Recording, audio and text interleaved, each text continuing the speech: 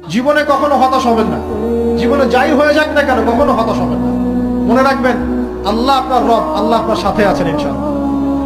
এই সমাজ আপনাকে যেভাবে শেখায়, কিভাবে শেখায়, এই যে স্কুল, কলেজ, ইউনিভার্সিটি, চাকরি, বিয়ে, সন্তান প্রতিপালন, আর তারপর ইন্না লিল্লাহি ওয়া ইন্না ইলাইহি রাজিউন, এই তো শেখায় নাকি?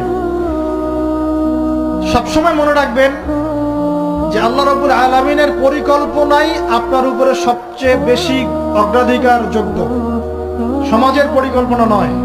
পরিবার আপনাকে চাপ দিচ্ছে, চাকরি পাস না, পড়াশোনা করিস না, হ্যাঁ পড়াশোনায় কেন তুই 80 নাম্বার পাইলি না, কেন চান্স পেলি না, কবে চাকরি পাবি, কবে আমাদেরকে দেখবি, খাওয়াবি, পড়াবি, এই যে চাপগুলো চারপাশ থেকে আসে কিনা?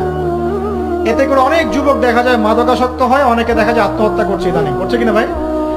এই শব্দটা থেকে আমি এই পয়েন্টটা আজকে লিখেছিলাম যে